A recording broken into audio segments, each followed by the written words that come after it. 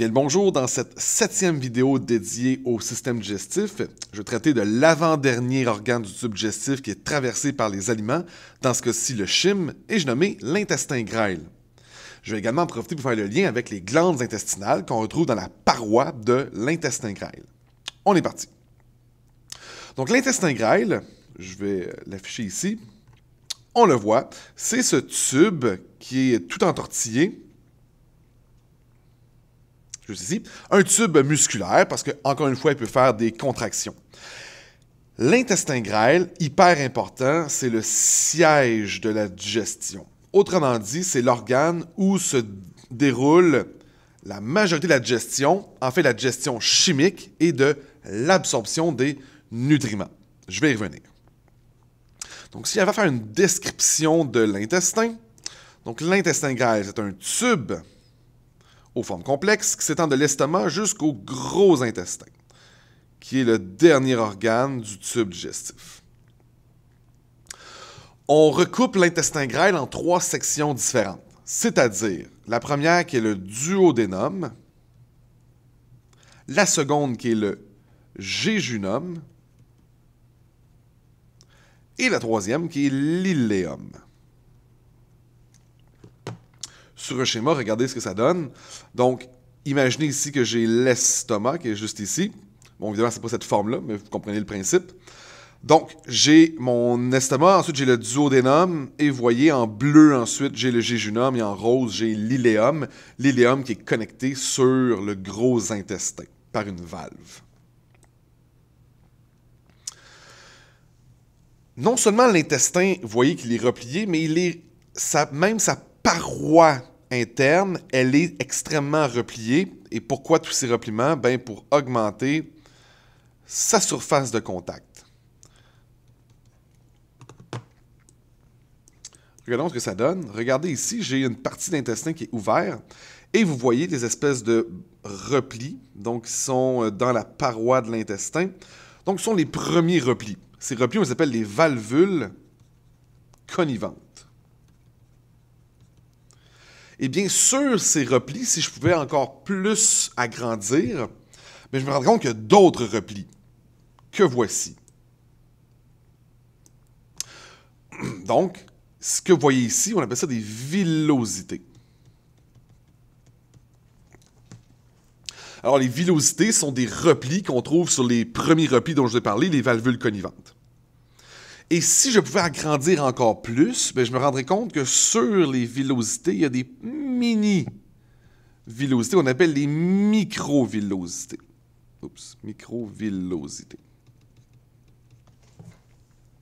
Donc, tout ça pour dire que l'intestin grêle est extrêmement replié, toujours dans le but d'augmenter sa surface de contact.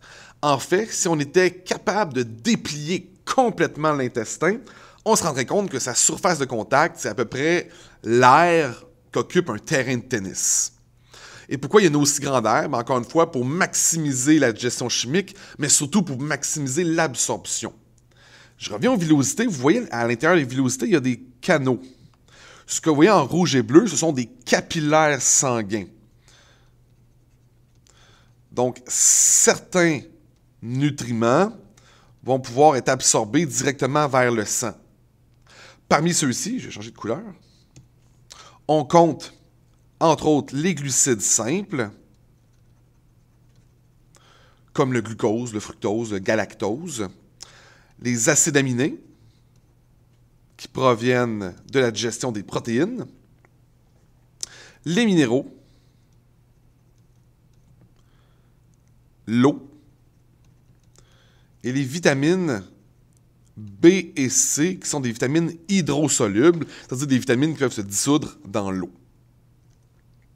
Vous voyez également, il y a un canal vert.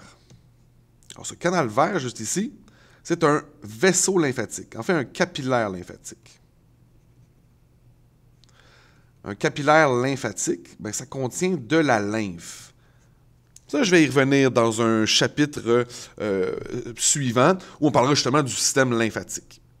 Mais pour l'instant, vous avez besoin de savoir que ce qui va être absorbé dans ce canal lymphatique, ce capillaire lymphatique, mais ce sont le produit de la digestion de la plupart des lipides Donc, ce qui va être absorbé, ce sera des acides gras et des monoglycérides qui proviennent de la digestion des triglycérides. Monoglycérides. Je vous rappelle qu'un triglycéride, ça ressemble à ceci. Donc, une molécule ici de glycérol attachée à 3 chaînes d'acides gras. Donc, ce qui va être absorbé, ce sera le produit de la digestion du triglycéride. Donc, vous allez avoir 2 acides gras qui vont se séparer. Et le 3e acide gras va rester attaché au glycérol. C'est lui qu'on appelle le monoglycéride. Donc, ça ici, ça c'est un monoglycéride. Finalement, les vitamines liposolubles, c'est-à-dire les vitamines liposolubles, voilà. C'est-à-dire les vitamines A, D, E et K sont des vitamines qui vont être absorbées donc dans le vaisseau lymphatique. Donc, comprenez que les villosités sont extrêmement importantes de par, justement, les vaisseaux qui s'y trouvent, qui vont ensuite s'assurer du transport des nutriments. Donc, si je reviens à ma description, l'épithélium, donc, contient également des glandes digestives qui sécrètent donc plusieurs enzymes digestives. En fait, elles vont sécréter ce qu'on appelle le suc intestinal. Donc, quelles sont les fonctions, les processus qui se déroulent dans l'intestin? Je vais garder les glandes intestinales pour un peu plus tard dans la vidéo. Là, je vais m'attarder vraiment juste à l'intestin en tant que tel, sans les glandes. Mais le premier processus qu'on va pouvoir observer, c'est la décomposition. Décomposition mécanique. Alors, la décomposition mécanique, où est-ce qu'on va l'observer? Par un phénomène qu'on appelle la segmentation. Donc, qu'est-ce que la segmentation? J'en ai un schéma juste ici. Donc, encore une fois, ce sont des contractions musculaires. Hein? Ça fait peut-être un peu penser au péristaltisme.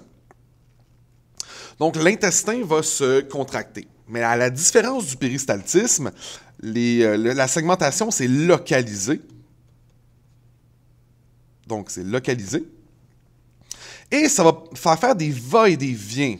Donc, alors que le péristaltisme fait propulser vers le prochain organe le chyme ou le bol alimentaire, ou bref, les aliments, la segmentation, elle va s'assurer de faire un brassage successif. Donc, c'est pour que vous voyez les flèches ici qui font des va-et-vient. Et donc, ce que ça va faire, c'est qu'on va encore plus écraser les aliments, encore plus fragmenter les aliments dans le but de réduire leur taille. Et ces mouvements de va-et-vient vont aussi s'assurer qu'on fasse le maximum d'absorption avant que le péristaltisme ne survienne. Un autre processus qui a lieu, c'est l'absorption. Donc, je n'ai pas parlé d'absorption dans les organes précédents, pas parce qu'il n'y en a pas. Je prends l'exemple de l'estomac. Il y a des substances qui sont absorbées dans l'estomac. Il y a un peu d'eau qui est absorbée dans l'estomac. L'alcool est absorbé dans l'estomac. Certains médicaments également. Mais le plus gros de l'absorption des nutriments se fait dans l'intestin grêle. Donc, c'est pour ça que j'en parle à ce moment-ci. Et vous avez également la propulsion, parce qu'éventuellement, les résidus qui n'ont pas été digérés, qui n'ont pas été absorbés, vont être propulsés vers le gros intestin, encore une fois, par le biais du péristaltisme. Allons-y maintenant avec les glandes intestinales. Donc, les glandes intestinales, comme je l'ai mentionné, se retrouvent dans la muqueuse, dans l'épithélium, autrement dit, dans la couche la plus interne de la paroi de l'intestin grêle. Les enzymes qui sont produits par les glandes intestinales, on les appelle les enzymes de la bordure en brosse. Pourquoi? Si je vais vous montrer la villosité. Donc, je rappelle que sur les cellules, juste ici, excusez, je reviens. Donc, les cellules que vous voyez qui sont juste ici dans la paroi de la villosité, mais sur le dessus, à l'extérieur, il y a des microvillosités. Et ces microvillosités donnent un peu l'allure d'une brosse, une espèce d'allure pelucheuse, qui donne donc le nom à ces enzymes. Donc les enzymes, c'est là qu'ils vont se retrouver, donc au niveau des microvillosités, pour continuer la digestion de certains constituants.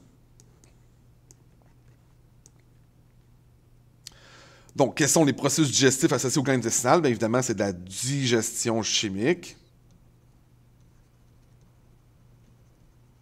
L'idée, encore une fois, c'est de prendre des molécules complexes